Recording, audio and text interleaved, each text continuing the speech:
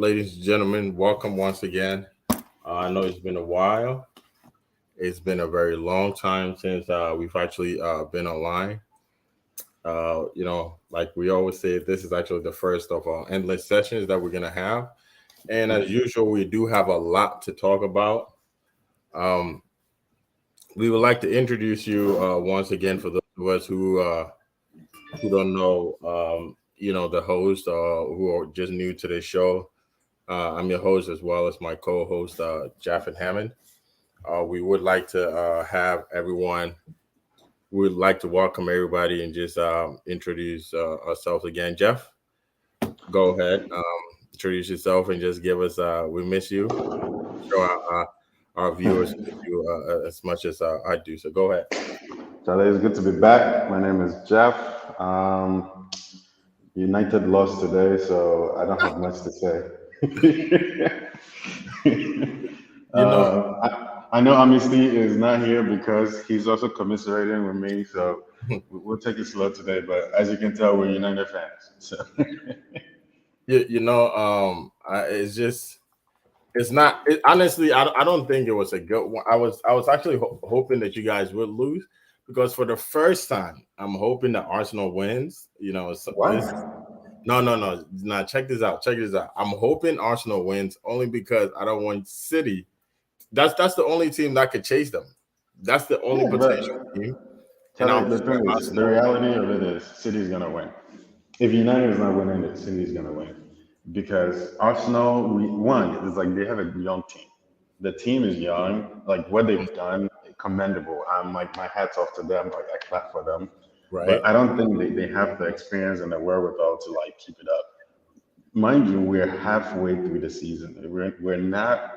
The season is not like we're not. I know we're almost in February, but we're now halfway through the season. And if we all know Arsenal, right? If this was a regular season, knowing Arsenal, they do very well up until Christmas. Then January comes. By February, they're fighting for top four, and they will get top four. But that's Arsenal. We all know that's Arsenal since, like my mom would say, since time immemorial, right? So, Well, like, I don't see them being able to hold on and grasp the title. yeah. So right now, it just paves the way for City to step back in. Right now, City is 5 points behind them. City's gonna take the cup. Well, we're hoping that things are definitely going to change. And Arsenal. See, that's the thing too. That's one of the things that we're going to talk about, obviously. So anyway, side note before we actually do get in the thick of it, we usually have a segment in our show called it's funny but painfully true. And this segment, this is what it is. I'm not sure if most of you guys, if not everybody on the show, or everybody on any of our listeners, again, like to welcome all our listeners on our Facebook platform, our YouTube, as well as our audio listeners. So I think a few years ago, we had a Ghanaian coach, a local coach, actually coaching the Black Stars in CK Akono. It's quite painful and it's quite sad, but right now it's really true that after CK Akono left a few years ago, we actually got Milovan to actually come coach the Black Stars again. And can you believe and be really certain that Milovan has been paid and CK is still not been paid? And when he threatened to take the Ghana football authorities to court. They just told him to wait on it because he's a local coach, so he definitely has patience to wait. And you know that is the painful but sadly true situation that we certainly want to share. I don't know if you have anything to say on that, Jeff, but you definitely have to. Have Yeah, I think you know where I usually stand on these things. We all know this is all remnant of colonialism. It's not going away. Ghanaians, so I think for those who don't know, I'm in Ghana now, right? uh, And just being here, I come to Ghana often, so I'm very much aware of how we treat foreigners and the deference and respect that we give to anyone who has a skin tone lighter than ours. So Hmm. it's unfortunate. I know people who start businesses here and they find a white man to front it, right? And the sad part of it is I was watching this movie actually today, The Banker on Apple TV, where it's like two black guys wanted to start a bank to loan money out to black people in the South in the 60s, and they Hmm. went and found a white man to front the business so that they could be able to actually get the opportunity to buy the bank, and they would. And it's funny because that's in the 60s, and that's what's happening today in our own backyard. So it's unfortunate. It's we if Interestingly, I say this all the time. If a foreign coach comes, he's going to have more autonomy over team selection. Uh-huh. He's going to be able to build a management team and a technical team and a medical team and whatnot who will get paid, without issues. Like they will be able to, they'll be, and that's why we've always seen. It's funny because we always see them to be more effective, but what we don't realize is when they come, whatever resources they need, it's made available to them. They're not questioned. They're paid on time. They're paid very handsomely, and so they're given all the opportunities to succeed. And then when it comes to our own, when you find a Ghanaian coach, even take Otoado, who's Ghanaian, but not even like, living in Ghana, born and raised somewhere else or raised somewhere else, even he doesn't get that deference, right? So we do it to ourselves. And until we smarten up and think about it differently and begin to think about this on a broader level, it's a problem that's going to continue. Like, and it's not just in football. So it's in everything in Ghana. It's just how we've come to shape our our society in Ghana today. So yeah, it's one of those things you notice and you just shrug your shoulders at. And I'll be honest and say, being here, also realizing that, oh, when you guys hear accent, you treat it differently. Okay, well, you're gonna get the accent when I need something. Of course. So Yeah. yeah, so it's just a part of life here, unfortunately. It's funny that you're saying this, Jeff, and I'm not sure if you've actually gotten the opportunity to really see what is happening, in Gabon. And I think it's one of the things that, we were trying to discuss or definitely just come up with before we went haywire. I would certainly like to see if I can, bring this up. But back in the day, back in 2017, I believe, if I'm not getting this right, please forgive me, our viewers. The country of Gabon hosted the African Cup of Nations, and Hmm. I'm not sure if folks were aware of it as much as we all are, but they ended up abandoning the stadium, which at this Hmm. point has become more like a forest. You know what I mean? And Yeah. it's gotten really ridiculous. Like when you think about it or when you look at it, it has become you think about it and you think about this, like there's this phrase that goes, you shoot yourself in the foot. And sometimes you think about it and you think about the situation that we're in. We think about the predicament that, Africa as a whole, just looking at this a two-other situation. And then you look at it and say, are we really lacking things from the people that, we're supposed to get it from, or we just actually shooting ourselves in the foot, right? Because I think we've talked about how unfairly we feel like we're being treated as an African nation, even going into the World Cup and everything. Hmm. But when we look at certain things like this, which I'm certainly, trying to pull it up here to you, and when we look at certain situations like this as an African nation, I just want you to just, for one, you being native, you being like an African, uh, I just want you to be able to tell us, look at it, and just tell us how that makes you feel, as well as our viewers. You guys can certainly just I want you guys to look at this picture, and this is the Gabon hosted the 2017 African Cup of Nations, and this is a deserted Hmm. stadium, Jeff. A deserted stadium. Now, mind you, it's not that Gabon does not play um, they don't have a local league or they don't have anything. It's not like they don't have players in the country that play. And sometimes people don't understand when foreign based players get there to the statue of Aubameyang, and they says, I don't want to go back home. I don't want to do this because Yeah, he quit the national team. yeah, this is how much we care about some of the things that we build, and we're always turning back See, around to look for. but Sam, the thing is, and let's just call a spade, and let's be realistic about it, right? Are you familiar with the concept of a white elephant? Right. Right? It's like it's one of those things where if somebody's your enemy, it's like let's say you and I we're enemies, but it's like I want to really stick it to you. I'm gonna give you a gift that is actually gonna cause you more problems than if you Mhm. didn't have the gift, right? So essentially the phrase of a white elephant is if somebody were to give you a white elephants are very rare, so it's like a really precious thing. But where you live today, if somebody were to give you and say, "Hey," call you and say, "Hey, come outside, I have a white elephant," and then they drive off, and then you're left with this elephant. How are you going to be able to keep it up, right? It's something rare and precious that you have, but it's burdensome for you. And I think that's what these stadiums are, Right. right? It's a white elephant. It's something that it's like, oh my God, world class stadium. It hosted AFCON. It's like, FIFA standards. It can host many other things and whatnot.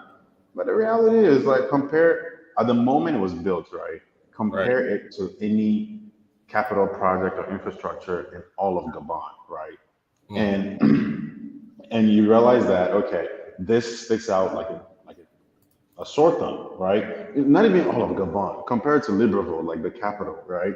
And it's Right. like there's nothing there that has that much funding Right. and that requires that much upkeep in the entire country, right? Not even the airport. So expecting people of this stature to be able to maintain this at the level that it needs to be maintained. Look at the way that Premier League clubs maintain like the funding and investment that goes into their pitches and their stadiums and all of that, right? Right. And Right. I don't expect them to be able to maintain it. And that's where I'm like, maybe we should kind of like take it back a step back and ask ourselves when we spend billions of dollars building stadiums like this, well, millions, building stadiums like this, like, what is the end goal here? Because we can also compare it to China, right? Mm. During the Chinese Olympics, they built a whole entire village just for the Olympics, where the Olympians would stay, the Olympic athletes, the Olympic village. It's like world class amenities and everything. Built it for built the stadiums, tennis courts, everything for all the sports. Mm. 5 years after the Olympics was over, it was a ghost town. It wasn't kept up with.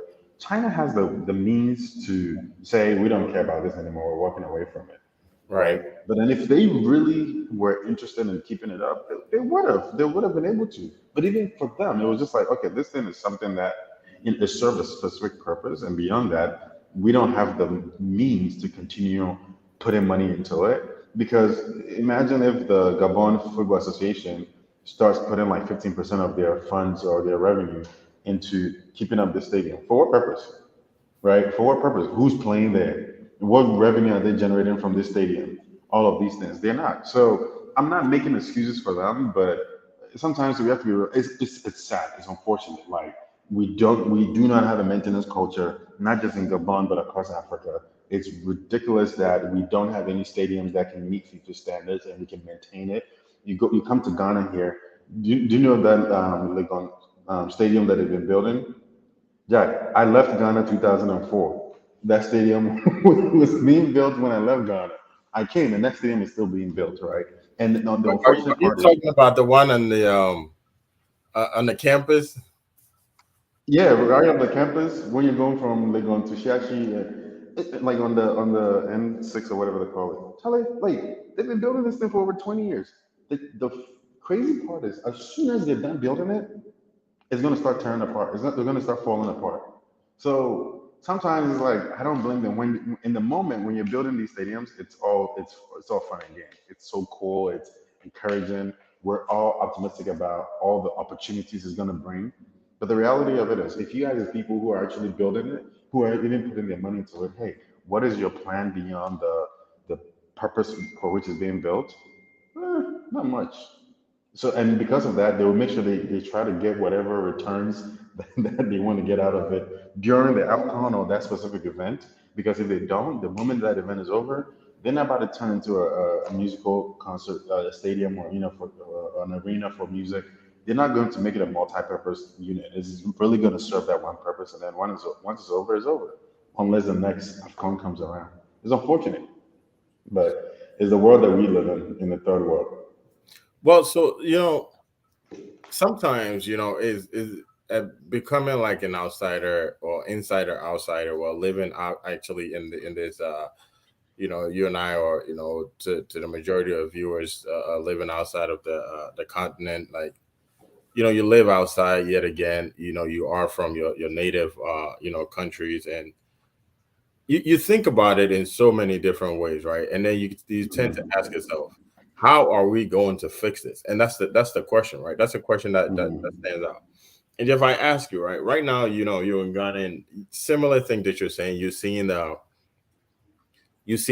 stadium and the Isle Gone entrance, that's and honestly, that thing has been there forever. It's been there for a long time. Almost every single time I'm in Ghana, I just drive by it and I shake my head, because it could serve as a potential, like substantial source of income, not even if not for the university, just for the region of Accra, right? But this is the thing. Mhm.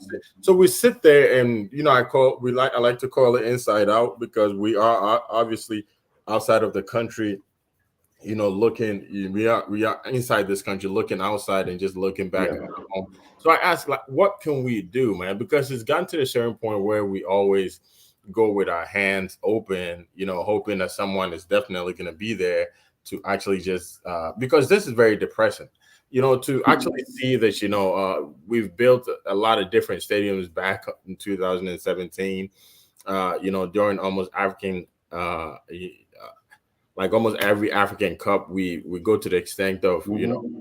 opening our palms, like, hey, we need money for infrastructures.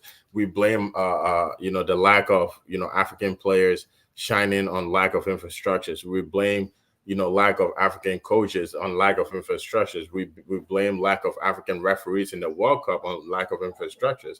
But yet, when we're able to get these things in place, the act of actually being able to just maintain it becomes an issue. Hmm. How do we as a whole, how do we as a nation, how do we as a continent, or let's take specifically to Ghana, and in this case Gabon, how do we maintain, or how do we Yeah. go back to the Sam, let reality? me let me draw a parallel to this, right? Because this is a conversation I'm having with some like young diasporans in Ghana, right? Hmm. Where it's like they talk to their parents, and when their parents are in the U.S. and they want to come back home, they all want to build this mansion. They want to they want to build this big house, even if it's in their village or it's in a car, and they'll pour their blood, sweat, and tears into it, right? And it's like we're used or accustomed to like associated success with these like grand, buildings and things, right? And we always want to make a statement with it and all of that. But then when you look at our age group or you look at our generation, it's like, okay, yeah, I can go and also chase up. I'll go buy land in Pokwasi or Abreu or wherever, right? And Right. also try to build one of these. But for us, like I'm talking to a lot, talking to Gilly, for instance, and we're like, look at all these like high rises that are coming up in Accra. If I get a two-bedroom, three-bedroom in there, it's not going to be the flashiest thing in the world, but it serves a specific purpose. Also, when I'm not here and I'm in the U.S., I can Airbnb it. It serves many purposes. It can take care of me. It can, some family can stay there here and there. I can also generate some income from it. But it's like it doesn't meet the standards of what our parents, when they think of success and they think of, building. And the point I'm trying to make is, why do we feel like we need to build these grandiose stadiums, right? Look Mhm. at the stadium in Qatar, the modular stadium with the Containers. containers, right? It's if especially if we know that. Look, taking all the lessons learned from this Gabon stadium, look at all the stadiums in Ghana. I'm sure go look at Cameroon 2021. This is what 2 years ago, right? Mhm. Let's go visit some of those stadiums that was used to host Cameroon 2021. It's probably going to look like this, right? But if we know it's for a specific purpose, why don't we explore these options where it's not as grandiose, it's not as majestic, it's not as expensive, right? You have, all over the world, you have stadiums that can be pulled together, especially if it's for a specific purpose. Over a 2 to 3 week period, they can pull it together, and then once the events are over a 2 to 3 week period, they can pull it apart. So the stadium itself can be modular, can be temporary. It doesn't have to be this grandiose thing. Alternatively, even if the stadium itself is not going to be modular, where we're going to pull it apart and throw it away once the event is over, what stops us from, going into with this mentality of, okay, this stadium can serve multiple purposes. Look, at Satawale went and did a Sports Stadium, for instance, right? But he's doing this show, and we're watching on YouTube, and he's standing in the middle of the stadium, and he's having to like engage parts of the crowd at a time, right? It's not built for that. That's not the purpose it serves. I mean, his team could have done better and put everybody on one side and all of that, but that's another conversation, right? But it's like the purpose of it. Look at, like Sam. I know you've been to a Capital One Arena, Verizon Center. In one stadium, which is in the middle of the city, right? The Washington Wizards play basketball in there. On that same court, they're able to modify it and have the Caps play, hockey on that same court. Georgetown University's basketball team plays in there. The women's Washington Mystics or whatever they call them playing. Like, it's so. And then once you put all that to the side, there are church events. There are, it's like concerts. Burna Boy just had a concert there last month. They've built it in a way where it's not completely modular, but it can be fitted for separate things. That there's always revenue coming in, and that's the critical part. If you're able to build it in a way where it can cater to many purposes, it means that there's always a use of it, and it's always generating revenue. It is that same revenue that is then turned around to maintain it, to run it. But going back to what I was saying earlier, if the Gabon Football Association decide that they want to put 15% of their funds or their finance into maintaining the stadium. If I'm Gabonese, I'm asking the question, for what?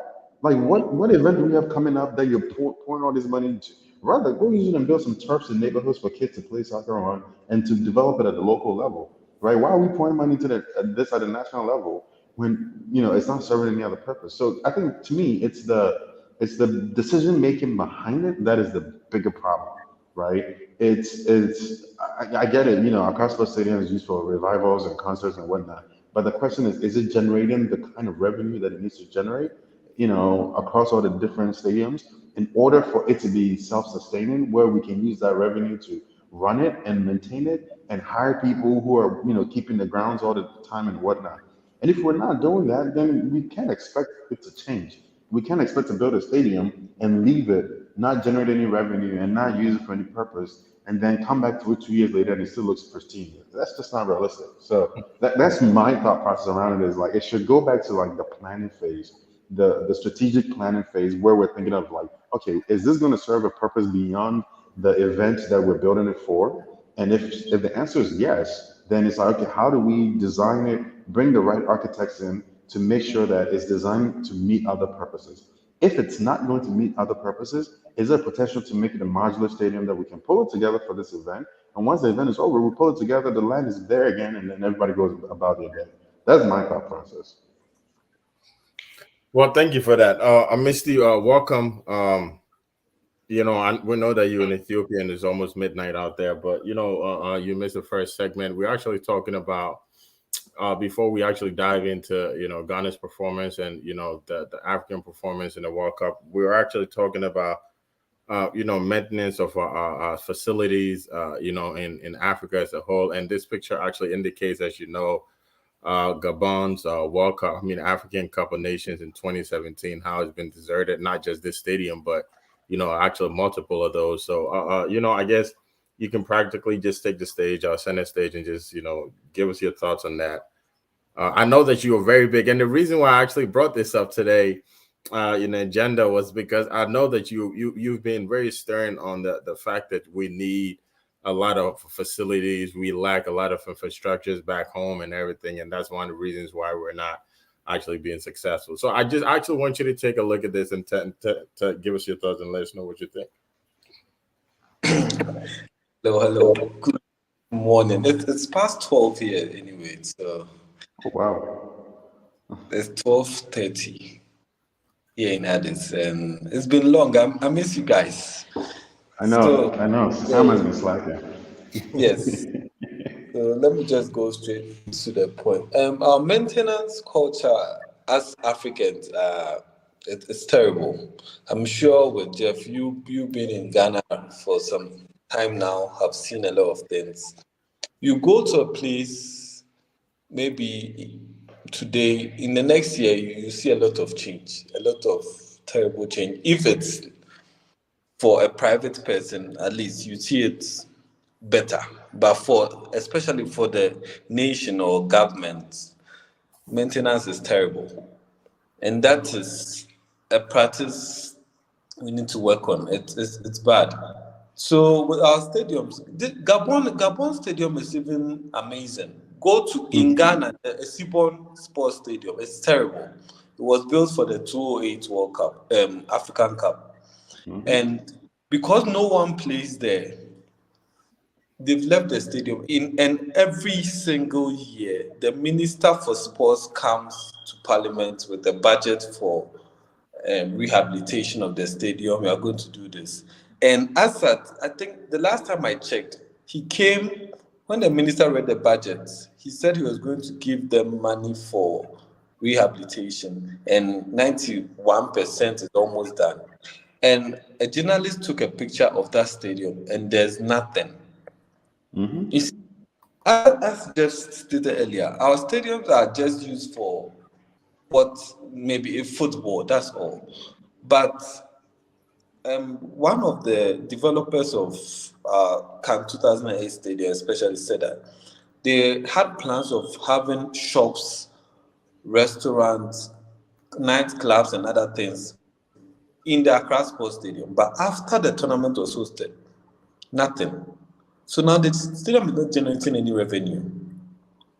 You see, so I think when you travel and you see other things, you see that people even visit there to play games and other things, generating revenue for the stadium, which can be used in maintaining the facility. But in our case, it's just the stadium that's there, and people they just play soccer on it. And I always mention it: we don't take sports at heart. You see, we don't, because if it's, I don't want to talk about Gabon because Gabon might not be a football nation. They just, it's like us, Qatar just hosted the World Cup, and after they are doing other things with the stadium, they are giving it out, dismantling it, and sharing it to other countries. But a country like Ghana has love for the sports. So you still don't understand why we use the stadium for, we just leave it to bear after football, then that's it. Then the National Sports Authority chairman or president will come and say, okay, that's why we allow artists to host shows on it.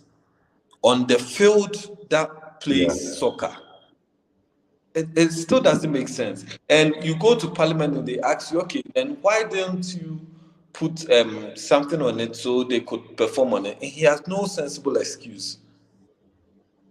You understand? So there are a lot of things. Our maintenance culture as Ghanaians are not even good. See, people even we usually use this as example in Ghana. The Jubilee House, Flagstaff House, anything called. The grass in front of it, it's brown. They'll complain Yep. it's hammer time. The next to it is the Netherlands embassy, and it has very green grass. Is it not Ghana? Is it not the same Ghana? Don't they use the same water to water it?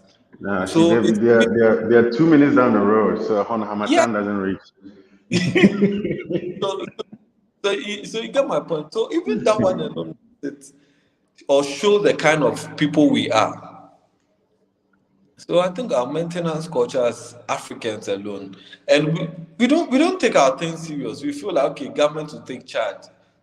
Trust me, leave stadium in the hands of a private individual. They'll find good use of it, and And that's honestly, I agree with you. I think that's part of the issue too. It's like one of the things I'm realizing in Ghana is when something goes wrong, or even when something is going wrong, every single person you talk to can tell you who else was supposed to handle it.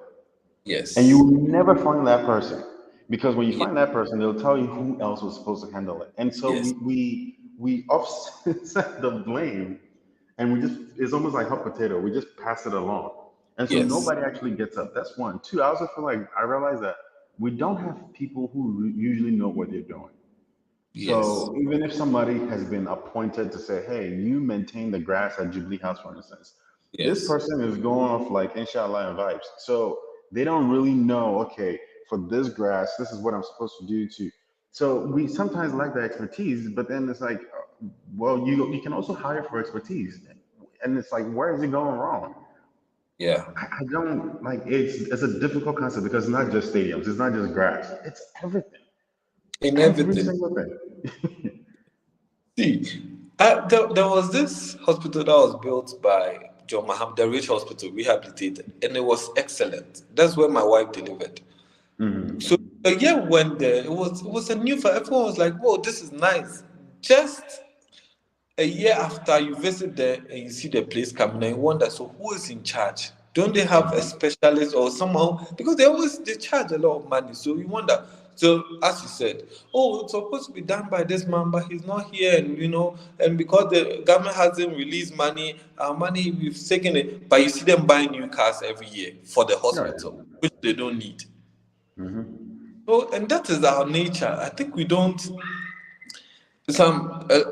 Someone once said that it's the colonial masters that put us said that or told us or made us believe that anything that's for government it's not good. So they said Kwame Nkrumah used to tell the citizens that since we are under the British rule, when you work for any government facility, just go and destroy it because when you do that, they'll get spot and they'll leave your force. It's part of the ways he used for independence. I don't know how true because the mindset of but you'll be surprised that if the same thing is owned by this like a private person, the person will manage it well. But when the same thing is owned by the state, it becomes a different story. So Yeah, you still have, I feel like it's the to the point you're making. It's the too many chefs in the kitchen concept, yes, problem.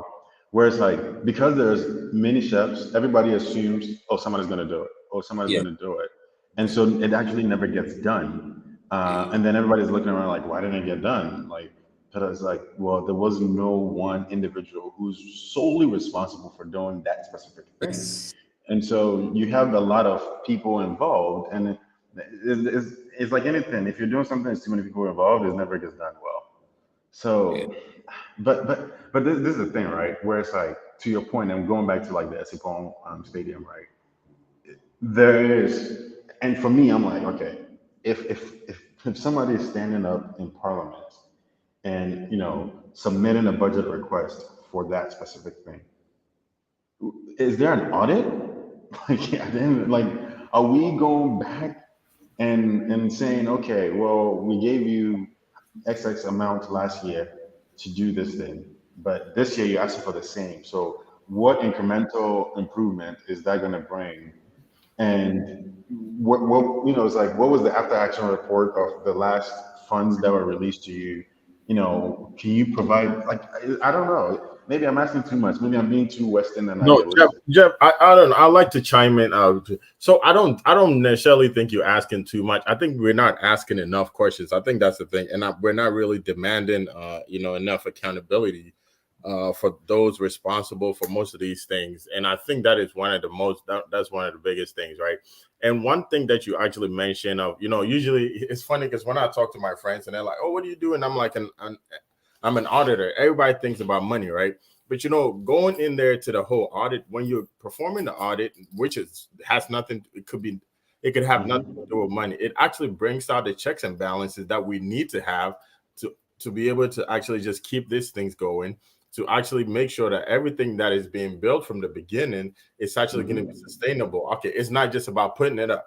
It's about going forward. What can we do to actually make sure that this is going to be maintained? What can we do to make sure that, hey, everything that we're doing is not just for today, but it's for the future. And then it can also be used to generate other source of income, which is going to help us not have to go out there to, like I said, to the white man and be like, hey, we give us something, or you made this point in the inception of the show that Qatar, looking at Qatar, like one of the stadiums they built, and they use shipping containers.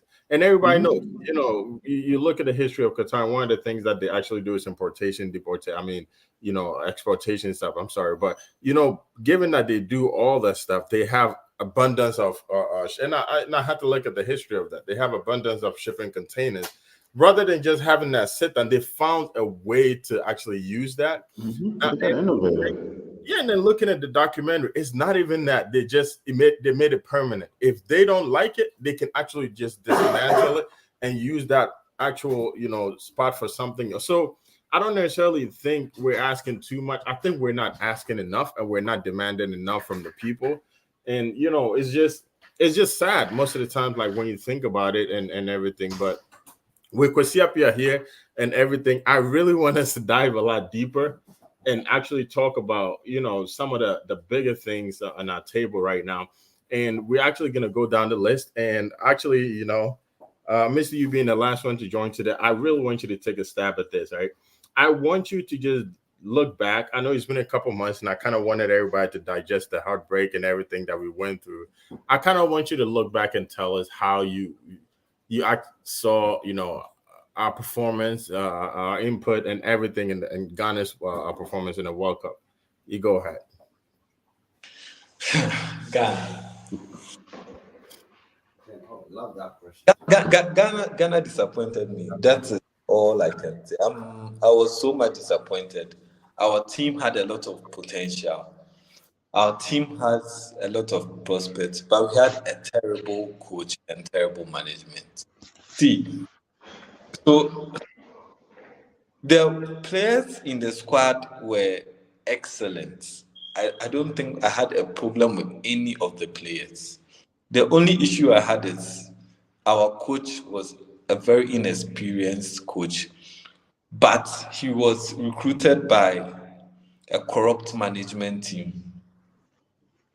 So they gave us terrible results. With the kind of players we had as Ghana, we should have gone further. So yes, I sit back and look at our squad and where we go to, and I'm so much disappointed. And I believe there was so much interference. Nobody and no one can tell me that there was no interference in our squad selection. And there was interference. That we know. That's just basic knowledge. And even a child, a 1-year-old boy or child will know that Baba Rahman shouldn't be playing some games, and he was selected. But that's why when you said there were no faults with the players, my eyes was like, what? No, you see, trust me, with our left back situation, it has been historically, we've had issues with it from 2006 World Cup. I can give you remember, we had Adukwe Papo, who was terrible. We brought in a local boy then, Sheila Eliasu or something. 2010 was this guy, the Conroe guy from Hansen. Wasn't all that good. He wasn't. So with Baba Rahman and his experience in the past, maybe they took him. But if you had the first option, who should have maybe Gideon Mensah, who proved himself in just a game before, not in a year, just in the same tournament, played excellently well. And the next day or the next match, you drop him back for Baba Rahman. No normal person will understand this. So that is my pain. I think about our performance in the World Cup and it's so much painful because the squad list we have, trust me, it's been, and I used to say this before the tournament, with the team we have, we've never had such a great group of young talents who play in quality teams, good teams ever in any World Cup. 2010 wasn't like that. 2006 wasn't like that. And it pains me that... Let me ask you a question. Because I remember back in June, July, when we were after the AFCON, we all three of us agreed that if Ghana makes it out of the group stage, we'll all be surprised. Yes. Right? Because we knew that the team was now building chemistry. Wait. Let's go back to it because Amisti actually gave Ghana 9 points, or he gave him 7 points. 7 points. You remember, yeah. Wait. Before we actually go on, right? Obviously, I do have our buddy here, Gilly, sitting next to me, and obviously, he's been, he's definitely going to be joining us going forward. But I mean, Amisti, we heard what you said, and you in particular, I actually wanted to give it to you because it's something that I told you my expectations going into the World Cup. Jeff gave his expectation. Pretty much all our viewers give their expectation going into the World Cup. And I think you're the only one who had high hopes for the World Cup. And I mean, you gave the coach, you said we should give him the benefit of the doubt. He's coming with an outside mentality and everything, which I really thought it was bogus. But, before I really get into it and actually give you my peace of mind, and before Jeff actually kind of, says what he has to say, Gilly, I really want to get your thought, right? This is your first time on this show, and I actually wanted to get your outside opinion and how you think Ghana performed in the World Cup. It was subpar. Like it was not what I thought Ghana could. I thought Ghana could do better. Performance-wise, Ghana could do better. The reason why I say that is because we've been known as a soccer country for a long time, a football country for a long time. At this point, at this stage, we should have improved. Players, coaches, all of that, you should be able to see a difference. What I saw this year was bad coaching, as Amisti said. Coaching could have been better. Mm-hmm. But the players could have been better. The touches from the players were terrible, if you ask me. They did okay, but when a professional player touches a ball, you can tell this is a professional player, right? And the players that we had that were playing, apart from Kudus and one other players, even the Ayew brothers, their touches weren't like professional. For people that especially the Ayew brothers, we're gonna get to them. For players that play internationally, right? With no pressure on you, right? If you're in the midfield and you touch a ball, you lift your head up and you scan the field, right? Or before the ball comes to you, scan the field, you touch the ball, you push it a certain way. Ghanaians don't have that touch yet, and it's not a matter of being skillful, dribbling a certain way, doing the fancy stuff. It's a matter of when you touch a ball, you pass and you push it, and that's something that I know from personal experience. When I came here, I tried to play soccer. I tried to play football. I couldn't play because I had 19 the year I was going to play in high school. And Montgomery County wouldn't let you play at 19. But when I came here, with the skill set I came from Ghana with, what they trained me on here, and this is America. America just now immersing itself into the soccer, what you call it.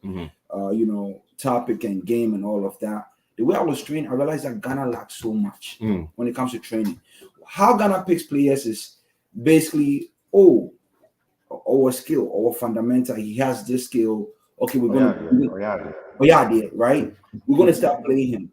But do you magnify that talent? Do you poke at that player and find his weaknesses? Is his left foot bad? Is his right foot bad? What is his pace? How does he move with ball, right? When I was playing in Ghana, when I pass you a ball, I pass you a ball. I see you break away, I pass you a ball, right? When I came here, my coach literally pulled me out of a game. I remember one time, he's like, listen, put it on this guy's right foot. That's where he's strong at. And when you pass the ball, put it ahead of him this way, do this and do this. Those technicalities, I don't see those things happen. You will see it in a game if the coach was emphasizing this, right? In training, right? We don't have players that take a certain amount of free kick and you're like, this guy is our Beckham. We don't have players that like, these guys are, apart from Asamajan was the last player that I think I saw from a Ghana perspective that really goes for a header, right? And the Muntaris, right? And the Asians when it comes to midfield, right? We don't have such talent anymore. When players touch the ball, it's left to the player to do what he can do with the skill set that he has. Right? And you can tell that was exposed in the World Cup. But Dylan, let me ask this question though. Shoot. All these players, Kudus, let's say, the Partey and Kudus, like the stars. Don't talk about Partey, please. Don't bring Partey in there. Believe me, I feel the same way, because what Partey was doing against United today, if he did 25% of it in the World Cup, I think we may have made it out of the group stage. I have an answer to that. I'm trying to have you steer away from that Arsenal and United game, because I know that's why Misty went to bed early. I don't want him to just log off and go to bed. I know, but so just let's try to keep his. My question was, look, if you look at our team, right, and we've had this argument on this in this program. How many of them are local players, right? Good. You have all these players who, yes, if Salisu, you play in the English Premier League, yes, right? You're a starter in the English Premier League. Some of the touches he had there, he doesn't have those touches when he plays for his coach here. You like the whole field. We had maybe one or two substitutes who were local players. We played international players who play at a high level internationally. So I agree with your point, where for me, I was highly disappointed in the players, because it's like when you I have so much faith in Salisu. Look at when this guy, he came in as a sub in the last game. Sulemana, yeah. Sulemana or Muhadin or whatever they call him. Yep. Yeah, when the guy came, Kamaldeen. When Kamaldeen came, him, Kudus, and I think we took Ayew the day Ayew off. So it was him, Kudus, and there was this guy who was like sitting in the middle. When those three were playing, I was like, Salis. I'm like, have we seen this in training? And if we've seen this in training, why is this not in the game? Right? So that's like a coaching issue. But the players themselves are all playing at a high level. We're not playing that many local players. And that's the thing, right? It local or not, this is where the coaching fails, right? As a coach, the best way I could put it is for a World Cup, if I was a coach, I would see that as a friendly war, right? It's a gladiator affair, right? And it's almost like the game is a chess game, right? So the players, where you put players, how you coach them, how you let them distribute ball, the formation, it tells you what kind of a coach you are. It tells what kind of a coach you are, and it also tells us that you at this level know what you are dealing with. You don't go at that level, do not know what you're dealing with. Yeah, you don't go to a World Cup and you have a certain formation. You get drilled through, you get drill scored before you change your form. Okay, you made that mistake. You realize you made a mistake, you change it, you realize that okay, this is to my advantage. Now you have to magnify that. The strength of that formation, you have to magnify that. That's what you play first, moving forward. But a coach, any little shake and he's changing, moving things around, and he's not playing the right players. And apart from that, again, as much as we have professional players, our professional players were not playing professionally because there was synergy between the teams. I agree with you, but you see, I always make this point. The Black Stars is not a place to teach players how to play football. They are, as Jeff said, they are all professional players, and almost all of them are regular starters for their clubs. Thank you. So it wasn't the coach's job to teach them how to break and pass. They know it. No, I like that. I want to answer that. I like that. They know it. The issue about the players, that's what I'm not blaming the players. I'm blaming the coach because he had a bad job with the tactics. See, you mentioned it here that when Kamaldeen came on and the day he was taken off, you saw a different game. Those are the people who deserve to start. See, with our national team, you can watch our matches in the past. At any match when Thomas Partey plays and Didayew is not in the game, they play different, and Thomas Partey has his best game. Even in the World Cup, most of the matches Didayew was substituted. You saw a different Thomas Partey. So you should know that there's a problem. You understand? Our boys are personally and individually very good. They are okay. They're not very good. They are okay. Listen, don't say they are good because they start on international teams that have good. And this is where the coaches come in, right? If you start on an international team right? And you're playing well. That means the coach is using you very well. Good. So blame the coaches. Don't blame. I blame the coach, right?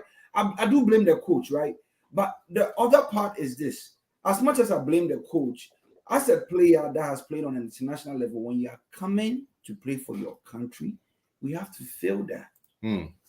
We have to see that from your touches. That's why I use the word touches, because there were some touches that what you call it had, what's his name? The Arsenal guy that you just mentioned. Partey had that. I was like, what kind of touches? See, this where I like to chime in, right? And I don't know if most of us actually pay close attention to the post-game interviews and everything. And Partey actually had to kind of clarify that he was playing the way, a lot of people, he saw all the criticism and he came on live and said, I'm playing the way the coach wants me to play, right? So that goes back to what you guys are saying, right? And we say it all the time. And I said it.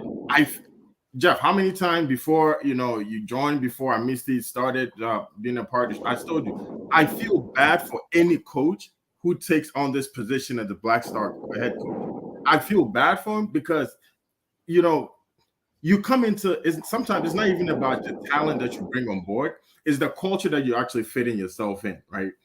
I mean, see, we've said this several times, and I think it goes back to our second topic, because I know we're getting close to an hour and a half mark. We say this all the time, right?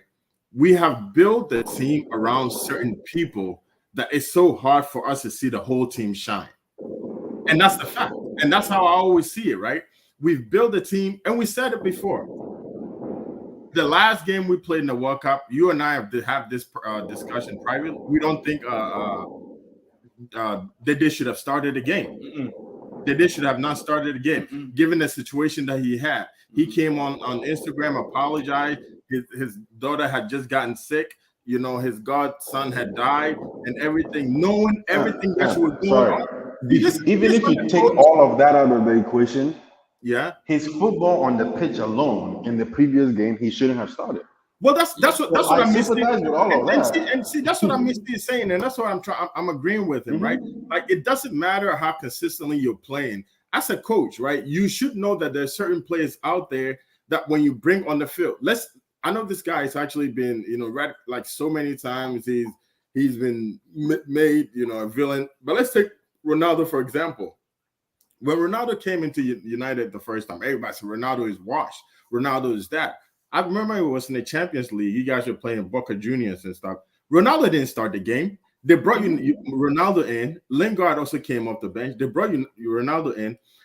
The players were so scared of Ronaldo, not because of what he was coming to do, but because of his experience, right? Now, we could, so the defenders were able to drop all the way back because they're scared that if he touches the ball, this is what he's going to do.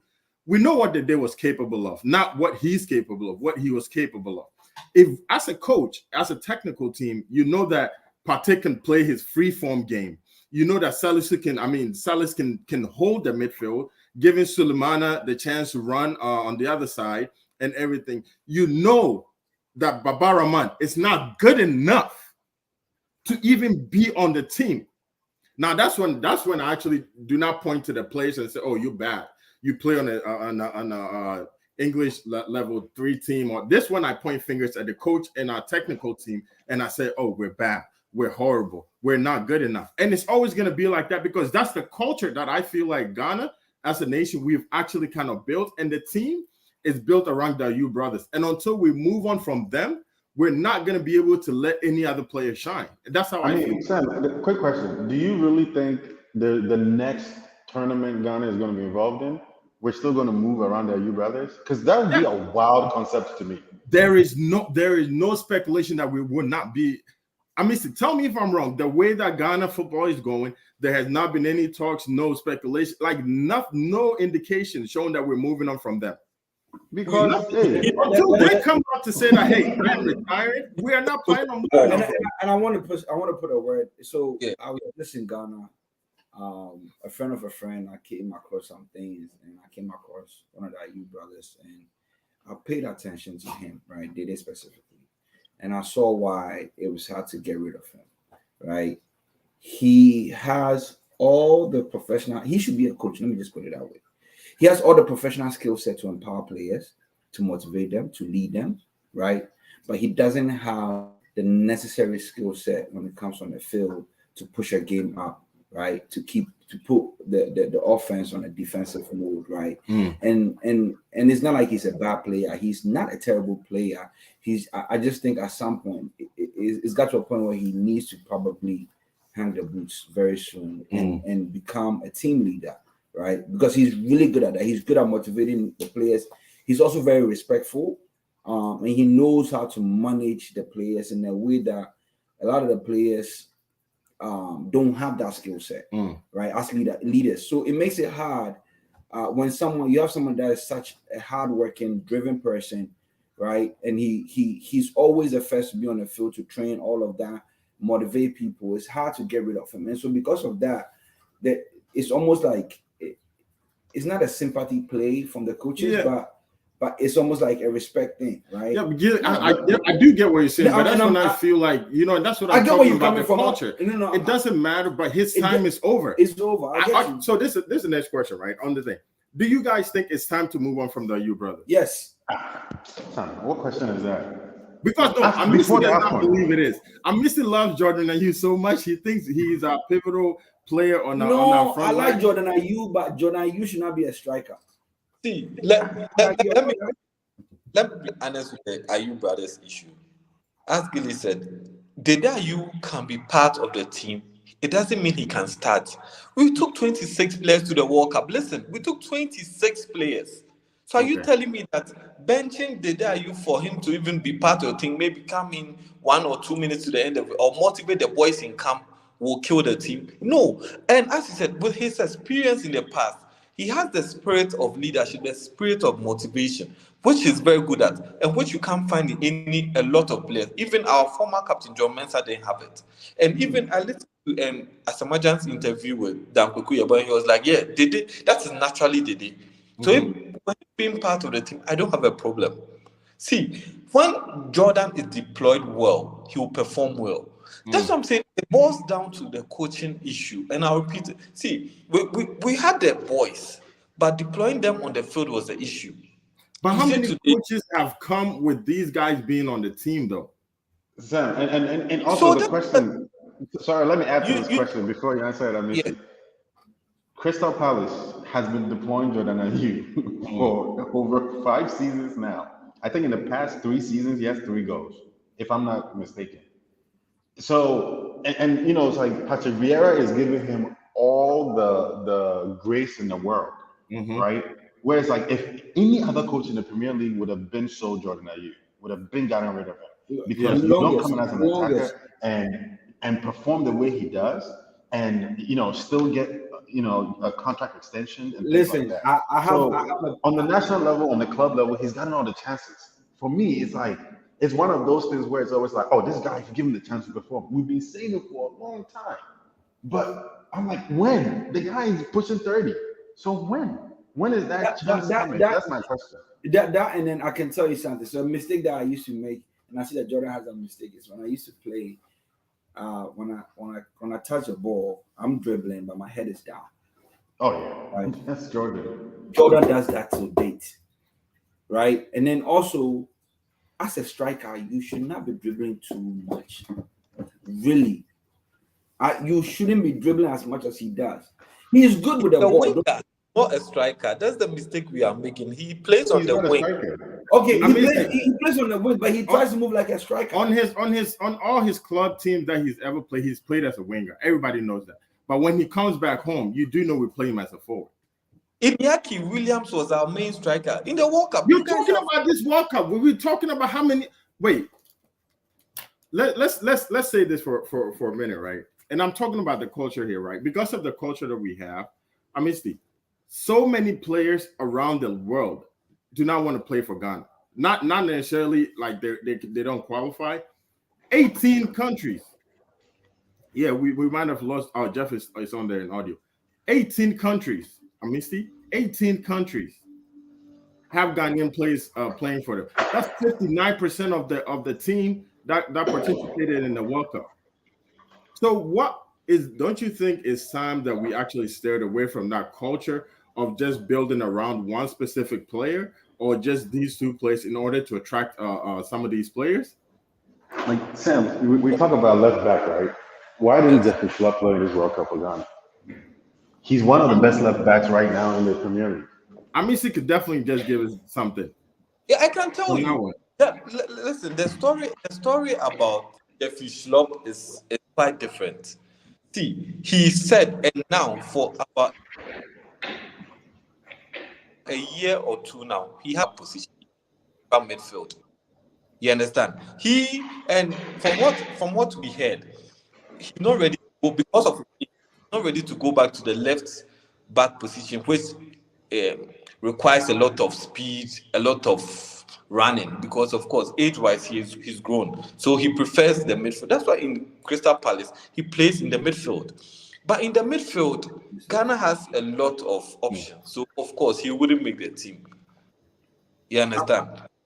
Obviously, so let's steer back to this, and obviously we do see the slide that we have on. See, and I go back to this culture thing, right? We have this culture so much that we have these young players that can actually play for Ghana. We can actually just take them and not necessarily teach them how to play at the national level, no, but we could teach them the way Ghana plays. If you go to Germany has a German style of playing. You go to France, they have. That's the problem. We don't have a style of Ghana does not have a style of playing, right? Because anytime there's a big team, wait. Anytime there's a big game in the World Cup, just look at this. We have the oldest out of these two. This guy did not do anything in the World Cup. We have the oldest out of these two. How many is so smart that we don't? That's the thing. See, we think that we passes was he giving? How many? You see, sometimes.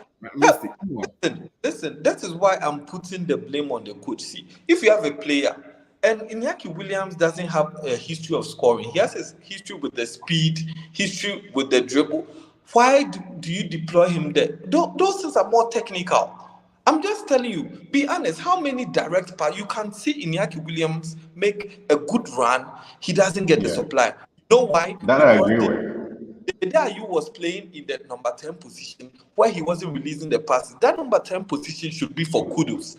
Kudus does that well.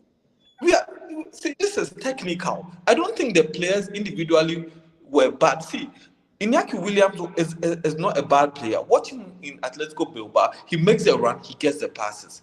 In our national team, see. I mean, so how many years has he been playing for Athletic? No, Sam. So what he's saying to me, the year doesn't matter. No, I get what you're saying. The guy was starved. See, of course. He was starved as a striker, and everybody understood that. Even commentators were even saying it, that as a striker, he's not being fed the ball or nothing. Yes. If you watch Iñaki Williams playing for Athletic, Iñaki Williams comes from the right side and sometimes dives back inside. Maybe that's what Athletic coaches are telling him to do, right? Now, we don't have that mentality, or we don't have that coaching staff in the Black Star. But this is my thing, right? We have this mentality. We have this culture of always bringing in players when we feel like, okay, this guy plays outside. This guy plays at a high level. But yet again, when we bring them on board, they're way too old to be able to perform the way they're performing at the.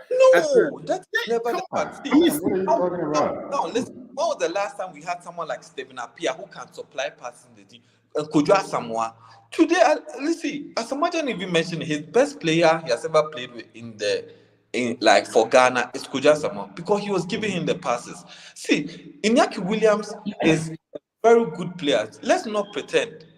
Let's not say that I'm just saying he doesn't fit Ghana football. And that's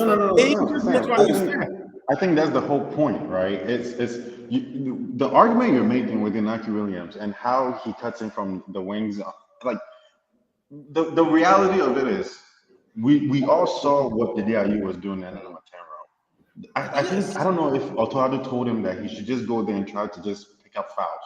Because every time you get the ball, you sit on it until he got contact and you go down. Like every single play, right? But the reality of it is, if you're doing that, and also we can go back and watch the games, right? I can count on one hand how many times when Dede Ayew got the ball like coming to him that he was actually standing lateral. His back will be turned. So by the time he's trying to turn around, going back to what Gilly is saying, by the time he has his first touch, and then he's turning around, of course you're the number 10. The center backs are waiting for you to get the ball, and then they'll step up to you, right? And he did it the whole game, and I didn't know why the coach couldn't just tell him not to do just that one thing, right? So my problem is when you choke the midfield like that, I put no blame on anybody up front.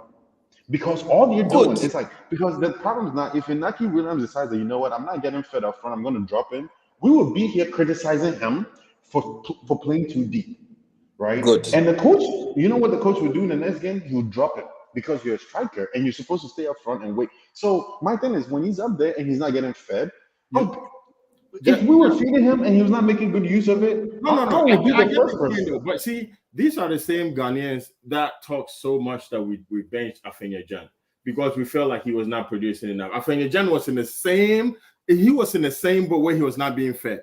We did not consider the fact that this guy, we can build a runner striker like that. We can play to his style because Roma was doing it. He was doing perfectly good. We cut him from the national team, right? He did that. What's so different from what Inaki did? I don't know what you're talking about because I would say the same thing. I feel the same thing for Afenya-Gyan. Like so that goal that he scored against Nigeria. Why are we not? Why are we not back? Why do we not back Afenya-Gyan? But why are we backing this guy? I'm backing him. That's what I'm saying. I'm saying the problem has never been addressed. Primarily because maybe the Obisami look, the downfall of Ghana football is the DIU and his brother. That's my personal opinion. You have to start from coaching. Yeah, of course. I agree with you. But who put the coach? The reason being that, look, those two guys are landlords. So it's almost like if you look at the past 6, 7, 8 years of Ghana football, any coach who comes in, I'm sure. Look, we're not the only ones sitting here having the same conversation about that, you brother. Today I was at Honeysuckle watching the game, and it's like the conversations that were going on. Like it seems like we all have this understanding that those two guys don't produce at the level that we need them to produce. But for some reason, and so my thing is, when everybody is saying this and everybody's on the same page, it's hard for me to believe that the coach comes in and sees something that we all don't see and goes, you know what, everybody is wrong. All the coaches before me were right. I'm going to keep playing these two guys. So my problem is, look, they have influence off the pitch that they're also using to their advantage. It's privilege. And their father's name carries weight. They're abusing their privilege. So for me, it's like if a coach comes in tomorrow, if Chris Hughton or whoever comes in tomorrow and decides to drop the U brothers, is his job on the line? If the answer is yes, then I'm going back to blaming the U brothers, right? So when I say I'm blaming the U brothers, it's not just the on-pitch play; it's also the off the pitch. They seem to have too much control over everything that's happening. And for me, I'm like, look, that's what I'm saying. That's just the culture of Ghana. That's the culture of Ghana football. Yeah, but and look at Portugal. They have Ronaldo. I'm sorry, I am a Manchester United fan. They benched the hell out of him, and then and we cannot do that. We can't do that because that's just the culture. And until we're able to move. I'm saying we need a coach with the balls to do that. See, I don't. How long is that coach gonna last, Misty? See, if you have he's going to be fired in the game and not get paid like CK Akola still has not been paid. Listen, if you do that, if you bench them and win games, you've proven yourself right. And no one can use that to sack you. See, I'm being honest. If you bench them and you deliver, put them. See, we went to in the 2010 World Cup. If you remember, Stephen Appiah was starting most of the games from the bench. Was that, but because the team or the boys were delivering, the coach had no issues. You see, we all Ghanaians or all everything we need, we just want to win. So if you bench them, you have the balls to bench them and win. Do you think the day you and Jordan were not starting our games and Kamal Dean and Kudus was playing in favorite position, number 10, and not on the right wing to cut him? And we're winning. Do you think someone will even mention the brothers? See, the coach, most of the coaches we have, they are, I don't know, they don't have the ball. They are not man enough or men enough to take certain decisions. That's why I blame the GFA because it looks like they select or they appoint coaches they can influence. Yeah. Well, you know what? That I'm not gonna lie, because Otuado did say that there were a lot of political influences behind even his selections that he made. Because it doesn't even make sense. See, at this point, are you playing in the number 10 position where we have arguably our best player in the world, Ghana's best player outside Kudu's favorite position? It still doesn't. Jordan Ayew playing ahead of Kamal Dean. It still doesn't make sense. No, yeah, and see, and that's the thing, right? Where it's like, to Sam's point, you bring in someone who makes these, bold decisions. How If long is he it gonna wins, last? he can keep his job. But the thing is, this is my problem too. You're for Ghana, so we have to acknowledge the fact that there are some people in GFA, in the sports ministry, where winning is not what they care for. Winning is not what they care for. Until you can win, you can go win the World Cup. You're stopping somebody's daily bread. And so sometimes we also have to look within to the point that Sam is making. And it's like, okay, because let's paint this picture. You bring to Chris Hughton, and I think they're also looking at the Manchester United assistant coach right now, right? So you bring these people in, and they're like, okay, cool, I'm going to drop these two guys. We're going to start winning. How realistic do we think that can last, right? Given the influence those two guys have. How realistic do we think this guy is going? He can win the next 3 games, and nobody's going to be able to shit if we just know what happens. So sometimes it's like, and this is where, going back to what I was saying earlier, where it's like, they say there's the hope that kills, right? It's like, if we're hoping without changing all the inner workings of GFA and all the political influence that Otuado is talking about, where are we going? Like, we're just going to have hope. We're just going to have expectations. And then we're going to have this same conversation after AFCON, after the next World Cup, after the next. It just keeps going. So at some point, something needs to change fundamentally about Ghana football. The culture has to change, brother. The culture has to change. And then also locally, like, as much as Ghanaians play soccer, I think locally the sports has to really develop. Yeah.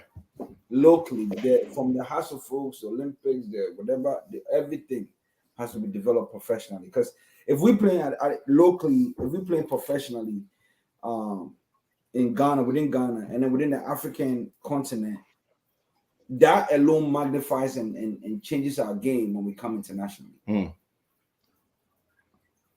It does, but I think it's also idealistic because I agree with what everything you said. By the way, I agree with everything. And I agree with what you're saying. As in, like, theoretically speaking, we should be able to develop the local leagues so that we can also have quality players we pick from there. But and this is where the tongue-in-cheek question I asked about Jeffrey Schlupp. Outside of the fact that Jeffrey Schlupp prefers to put in the middle now because of all of these reasons and all of that, you cannot tell me that Jeffrey Schlupp, Otuado sat across from him and said, "Hey, I know you prefer the middle. Yeah, I know you prefer the midfield, but right now, as a coach, I have a need for a solid left back that I can count on." I know there's no way you're going to tell a player going into the World Cup and he's not going to do into the World Cup, and then Jeffrey Schlupp is like, "You know what? I'm not going to the World Cup." I don't think he's figured it out. We all know it was the pay to play. That's why he didn't come. Yeah. Right. So my thing is, and this is where I'm saying, right, going back to Gilly, what you're saying is we develop the mess out of our local league. Those players are getting paid 10,000 Ghana cedis a month. That's me being ridiculously right, but they're not making Thomas Partey money. They're not making when it comes for selection and it's pay to play. How do you propose developing the league? Oh no! This is what I'm saying. I'm not against the development. That's what I'm saying. I agree with developing the league. Where I'm challenging is the connection of developing the league and how it is going to flow into a better team at the national level. Because the local league can be a very good league, but if Thomas Partey is coming from Arsenal with making $400,000 a month, a week, and he can pay to play, it doesn't matter if we have the best holding midfielder in the local league. If he cannot pay to play now, the local league is developed, but the players are actually not going to get the chance. Because of that pay to play problem. Can I say something? Go. All right. So I've studied and observed Ghana when it comes to the sports and soccer, really, and I've tried my best to say, how do we develop the league, right? And in all my answers, there was nothing that really made sense apart from you go to all the 10 regions. It's 11 now, right? Or is it still It's 16 or something like that. 16 regions? Yeah. You just came from Ghana, Gilly. I didn't go to Ghana to council. Anyways, thank you though. I'm sorry. That's bad on my part. But the 16 regions, right? Every region, there should be a millionaire in that region, right? You empower this millionaire and say, you know what? I'm going to empower you to own a team, right? And we're going to compete competitively. This is what we're going to do. For each region, you develop your league, your team, everything, right? And we're going to compete amongst ourselves. And this is how your Arsenals and all of these Champions Leagues and all of that, your EPL, this is how they develop. There's families behind these teams, huge families, right? And so if one person cannot do it, you bring a group of people that can do it. But you put a certain cap, a certain amount of money, and you say, this is how much you have to be able to start your league, right? And you empower them, right? And then let's just say, at a certain level, you say, okay, we'll match you here as a government or the GFA, we'll match you here, right, with this amount of money so that you develop your league and we compete within ourselves internally, right? And when you do that, I feel as though you are going to find some stars. The first year might be a bit rough, right? And then knowing Ghana and money and all of that is going to take some time for you to really, but by third year or so, if you really have a proper system, you have a check and balance system, right? That goes and checks with every region what is going on, players, all of that. And apart from that, apart from developing the league, you're also saying, okay, me as a GFA or government, I'm making sure I'm building stadiums for each region. Right? So we don't have to always come to Accra. We don't have to always go to Kumasi. We are, like, every major region has a. And I think, to echo what you're saying, I think that's what Amistu was saying in the beginning. There was a stadium that you were talking about we built for the AFCON 2010. And it goes back. It's not a matter of building the infrastructure. It's keeping it, and that's what we're not good at, right? So I mean, that's why in my solution I say you add the checks and balances, right? So this is my thing. Everything that you described to me makes sense. It's what we should be doing. This is the problem. It's almost like everything you were saying, like, providing an infrastructure, matching, like the private owners to make sure they have the funding. Like, when I'm hearing that, and this is me playing devil's advocate, on the other side of the fence, I'm hearing, Charlie, we're gonna go give it to the private, owners. Now we're gonna go build. It's people that you're taking, and unfortunately, because that's what is happening today, right? There are people that this money, when FIFA gives us our 9 million or 4 million, however much we got from the World Cup, when the sports ministry, when Parliament gives us, it's going into certain pockets. I agree. Those people are working twice as hard to make sure that structure as we see it today, that we all acknowledge doesn't work, they're working twice as hard to make sure it stays the same. It stays the same, right? You're right. So everything you're saying is money that is being diverted from their pocket into something else. Yeah, I know. That's the thing. Yeah. But the thing is this, right? And I agree with you 100%. One of the biggest problems in Africa, well, I'll speak for my country, is we lack checks and balances, right? And we lack the auditing authority to say, hey, what are you doing with this money?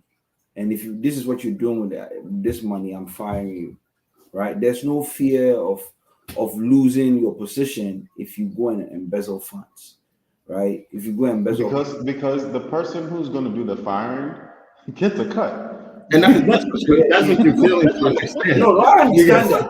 I understand that. I understand that, but it's almost like there has to be some sort of revolution, some coup to change all. That's the thing, and it has to be like this. We've talked about that. We've actually, because I think if we could, we would definitely do the coup ourselves if we can. But the last example is like Gilly. It's funny because, like, I'll tell you this much: my buddies and I got pulled over, and we're getting harassed, and we told the guy, "Say, best friend, the penny." I'm so open and number. Oh, what's up? You know, right? Because the guy you're gonna go reporting to, I'm not trying sales for the day, right? So then you're like, okay, well, who's his boss? Also, honestly, the boss is Genevieve. So that's the problem that we're facing. It has to be like this complete overhaul that also now becomes like this huge political, government bureaucratic, thing that who's willing to take that up, or who has the capacity to take that up and go against all the bosses of GFA now and be able to change that. Like, I feel like unfortunately, we live in a country where there's only one stroke of a pen that can do that, and that's the president. And the president has to fundamentally disagree with how things are running. And I don't think we've had a president who fundamentally disagrees with how things are running. Apart from JJ Rawlings. No, you see, you know what the GFA does. The GFA we have is a Black Star GFA, and Thank you. Historically, they've been a Black Star GFA because you know why? When they go to the World Cup or any African tournament, they get a lot of money. That's Even where in the this revenue World Cup, comes from. That's where the revenue comes World Cup, the 100%. committee of the Black Stars who didn't play football, who didn't manage anything, had $100,000 each in 12 days for doing nothing. When the winner of our Ghana Premier League gets 25,000 cedis, and every those team who are is wondering, that's about $2,000. and every team is given 25,000 to prepare for a league, and you expect them to play quality football. No, it will never work. See, we have issue. Our GFA concentrates on the Black Stars because they know when government tries to interfere, they run straight to FIFA. FIFA, help us. Government is trying to interfere in our football. That's what they do. And they are very smart individuals. They come try to make money, not for the love of football, because they call themselves football people. You know why? Because that's the structure we have in Ghana.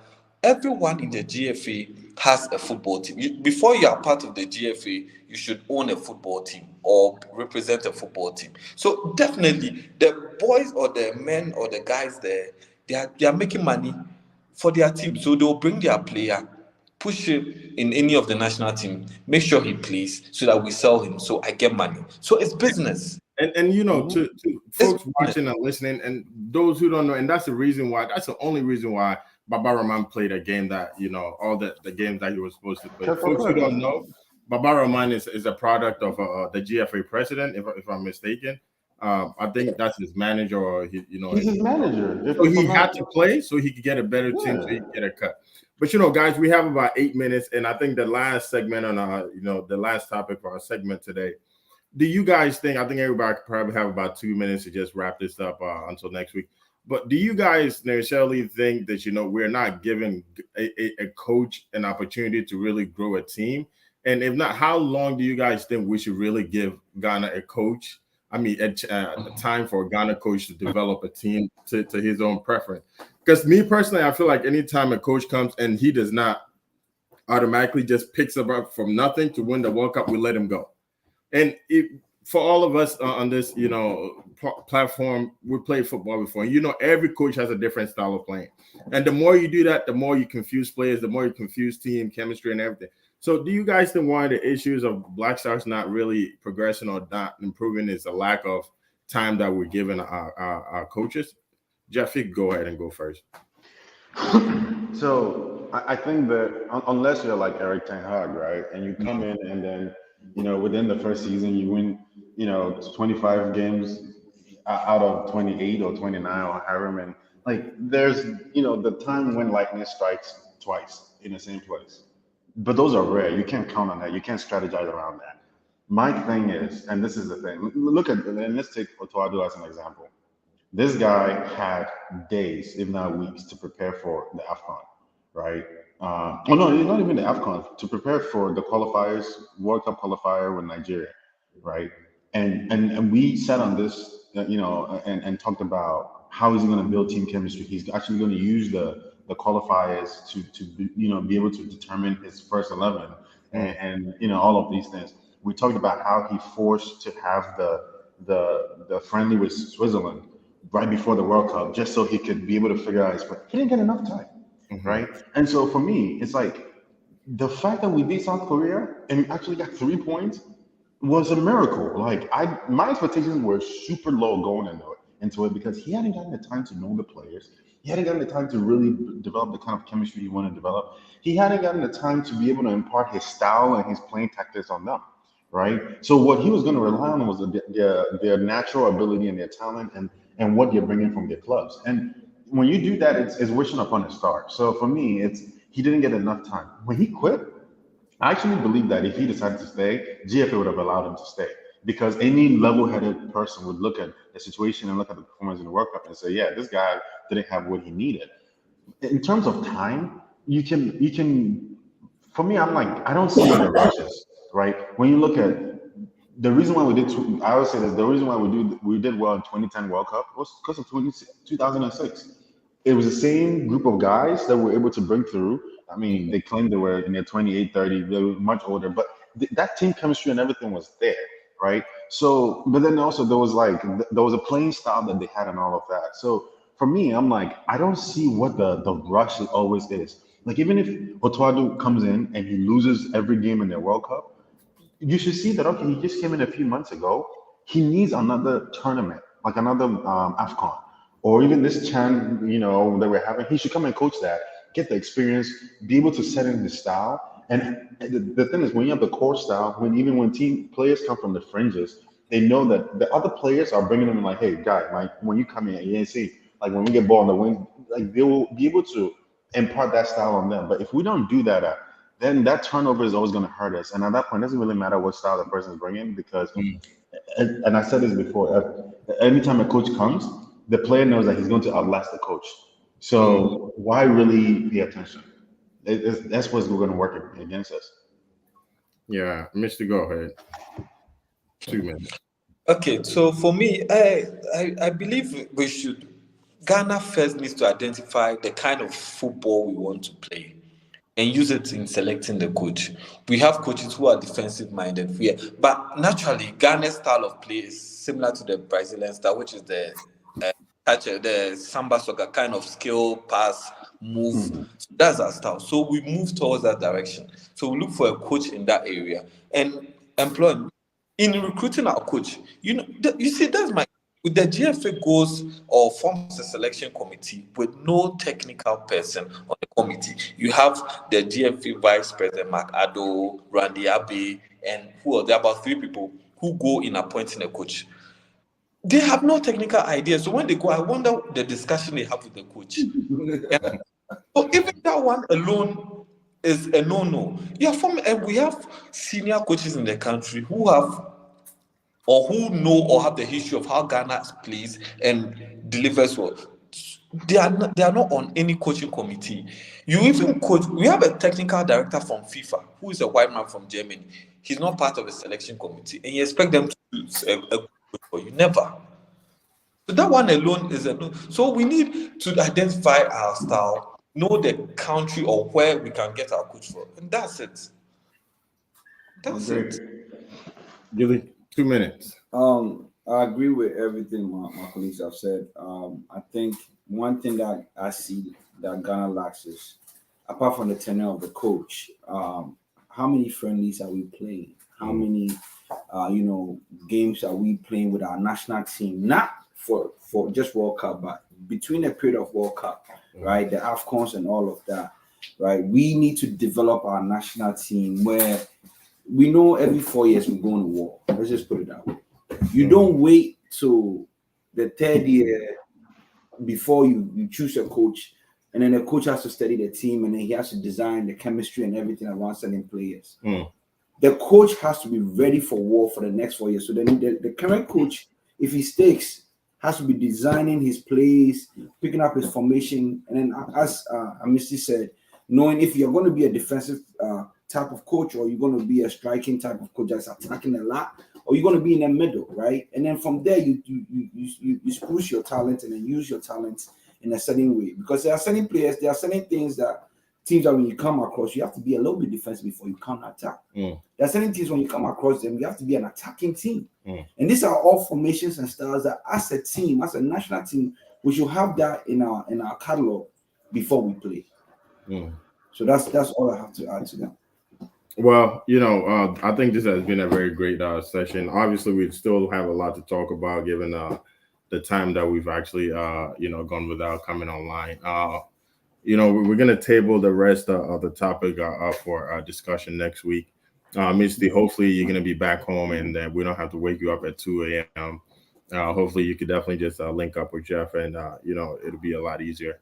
Jeff, thank you. I wanted to tell you, Misty and I are going to link up. We're going to go by Asipon Stadium. We have some investment ideas for it. So we'll keep you posted. Yeah, definitely. I would like to be a part of it, but we definitely like to thank you guys. We do really appreciate it. I know Jeff is pretty late, almost 11 p.m. I missed it's almost 3 a.m. I do appreciate you. And again, we would definitely like to say thank you for our viewers, those watching us on YouTube, Facebook, and our live audio streaming platform all around the world. We'd like to say thank you for tuning in, and we'll definitely see you guys next week. Until then, peace out, guys. All right.